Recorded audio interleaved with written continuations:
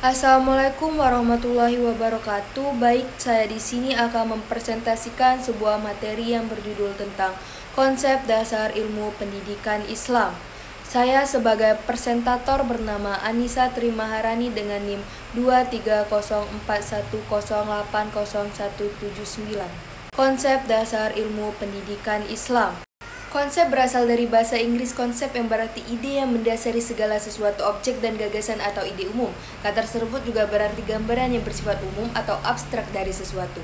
Dalam Kamus Bahasa Indonesia, konsep diartikan dengan rancangan atau buram surat tersebut, dua ide atau pengertian diabstraksikan dari peristiwa konkret, tiga gambaran mental dari objek, proses ataupun yang ada di luar bahasa yang digunakan untuk memahami hal lain.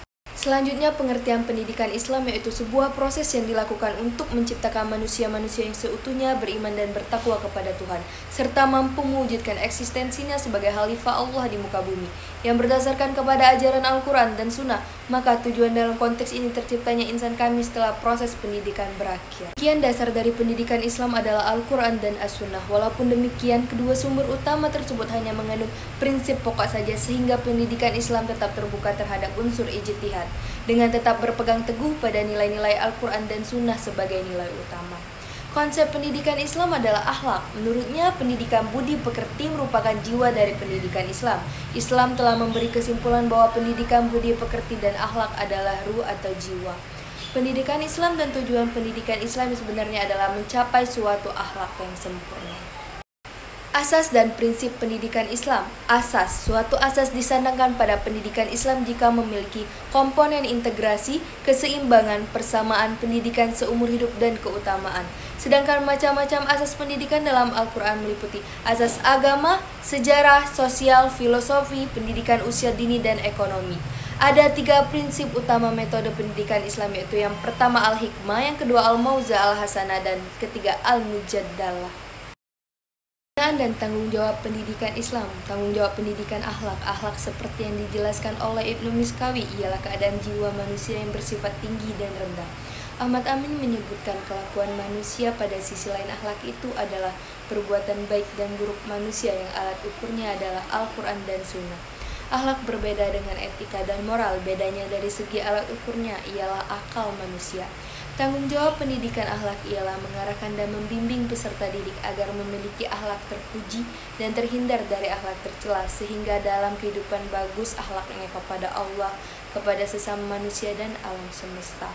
Kemampuan berpikir yang ada pada diri manusia. Akal itu bukanlah tiga otak tetapi hati manusia. Akal adalah potensi yang sangat luar biasa yang merupakan anugerah terbesar Allah kepada manusia. Akallah yang dapat berpikir tentang trilogi metafisik Allah, alam, dan manusia. Akal terbagi menjadi 4, akal materi, akal bakat, akal aktual, akal mustarat, dan akal material. Akal bakat adalah akal yang sudah mulai menangkap dan dapat menerjemahkan. Akal aktual akal yang dapat menjelaskan dan menerjemahkan.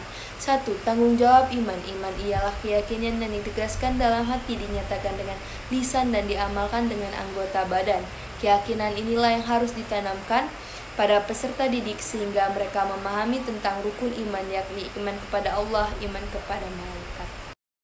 Alat-alat pendidikan Islam. Yang pertama, pergaulan. Guru dalam berinteraksi dengan banyak orang haruslah mempunyai akhlak yang baik sebagai ahli waris dari Rasulullah SAW yang berperan dalam menghadapi umatnya. Guru juga harus dijadikan sebagai contoh dan teladan oleh peserta didik. Yang kedua, wibawa. Menurut Kamus Besar Bahasa Indonesia, wibawa adalah watak yang memperlihatkan keahlian untuk mempengaruhi orang lain melalui perilaku, sikap yang meliputi daya tarik, serta kepemimpinan.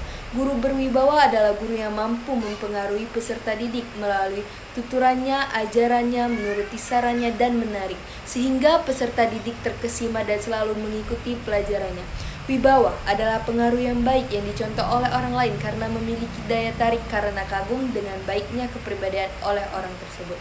Ketiga, hukuman dan reward. Hukuman merupakan alat yang juga diperlukan dalam pendidikan. Hukuman diberikan sebagai balasan atas kesalahan maupun pelanggaran yang dilakukan oleh peserta didik. Berbeda halnya dengan pemberian reward atau penghargaan. Hukuman dapat menimbulkan rasa sakit atau kesedihan bagi peserta didik apabila dilakukan dengan penuh emosional. Yang terakhir yakni kesimpulan, konsep ilmu dalam pendidikan Islam berbeda dengan konsep ilmu menurut peradaban Barat. Dalam peradaban Barat yang dimaksud dengan ilmu adalah sains, sementara dalam konsep Islam sains hanya merupakan salah satu bagian dari cakupan ilmu. Perbedaan ini selanjutnya berimplikasi pada perbedaan orientasi tujuan pendidikan, kurikulum, dan proses pembelajaran di kelas. Orientasi tujuan pendidikan Islam adalah untuk mewujudkan manusia sebagai khalifah di bumi sesuai tujuan penciptaan manusia itu untuk menghambakan diri kepada Allah Subhanahu wa Ta'ala. Baik, selesai sudah pemaparan materi hari ini. Terima kasih, semoga bermanfaat. Wassalamualaikum warahmatullahi wabarakatuh.